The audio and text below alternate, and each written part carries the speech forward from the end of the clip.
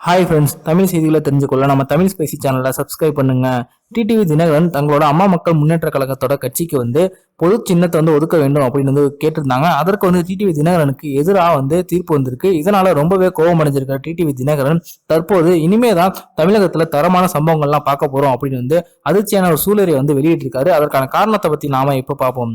அதிமுகவோட பொதுச் செயலர் ஜெயலலிதா அம்மா இறந்த பிறகு பாத்தீங்க அப்படின்னா அதிமுக 2 பிரிவுகளா பிரிஞ்சிச்சு.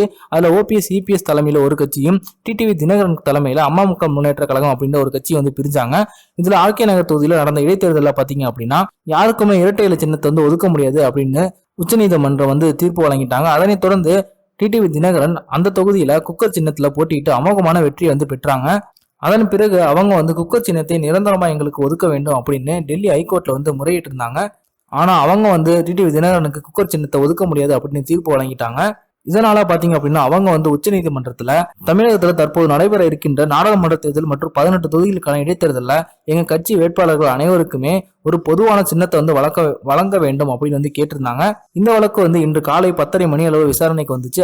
அப்போது உச்சநீதிமன்றத்தின் நீதிபதி தினகரன் தரப்பின் வக்கீல் அழைத்து உங்களுக்கு யார் தேர்தலில் குக்கர் சின்னத்தை ஒதுக்குறாங்க அப்படின்னு கேள்வி கேட்ட போது அவங்க டெல்லி ஹைகோர்ட்டோட நீதிபதி அப்படின்னு பதில் சொல்லியிருக்காங்க. இதற்கு தலைமை நீதிபதி என்ன கேட்டாங்க அப்படின்னா தேர்தல் ஆணையத்துக்கு ஒரு குறிப்பிட்ட நபருக்கு குக்கர் சின்னத்தை ஒதுக்குங்க அப்படின்னு டெல்லி ஹைகோர்ட் உத்தரவிட முடியுமா அப்படின்னு கேள்வி கேட்டிருக்காங்க. அது மட்டும் இல்லாம உங்களோட இந்த அம்மா மக்கள் முன்னேற்ற கழகம் ஒரு அங்கீகரிக்கப்படாத கட்சி. இப்படிப்பட்ட ஒரு கட்சிக்கு இந்த தேர்தலில் ஒரு பொது சின்னத்தை எப்படி வழங்க முடியும்? அதற்கு சட்டத்தில் இடம் கிடையாது. தேர்தல் ஆணையம் எடுத்த முடிவு தான் சரி அப்படின்னு அவங்க சொல்லிட்டாங்களாம். இதை தொடர்ந்து டிடிவி தினகரன் வக்கீல் என்ன சொன்னாங்க அப்படின்னா நீதிமன்றம் சம்மதிச்சா நாங்க இன்னைக்கே எங்களோட கட்சி அங்கீகரிக்கப்பட்ட கட்சியா மாத்திக்கிறோம் அப்படின்னு சொன்னாங்களாம்.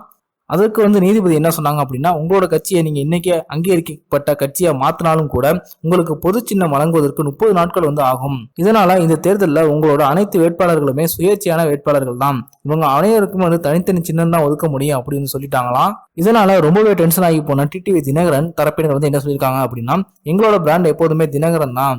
அவங்க இருந்தாலே போதும். சின்னம்மா மற்றும் டிடிவி தினகரன் இவங்க 2 பேத்துக்காகவே எங்களுக்கு ஓட்டு கிடைக்கும். அதை வச்சு நாங்க வெற்றி பெற்றுருவோம். எங்களுக்கு சின்னம்லாம் முக்கியம் கிடையாது அப்படின்னு சொல்லிட்டாங்களாம். அதே போல டிடிவி தினகரன் அவர்கள் இது எங்களை இந்த தேர்தலில் தோற்கடிக்கிறதுக்காக செய்யப்படுகின்ற சதி. நாங்க எவ்வளவோ தடைகளை பார்த்துட்டோம். இனிமே தான் தமிழ்நாட்டில் தரமான சம்பவங்கள்லாம் நீங்க பார்க்க போறீங்க அப்படின்னு கோபமா பேசிட்டு போயிருக்காங்களாம். இது தற்போது தமிழக அரசியல ஒரு மிகப்பெரிய பரபரப்பை ஏற்படுத்தியிருக்கு அப்படின்னே சொல்லலாம். இந்த வீடியோ உங்களுக்கு பிடிச்சிருந்துச்சுன்னா லைக் பண்ணுங்க, ஷேர் பண்ணுங்க. நன்றி.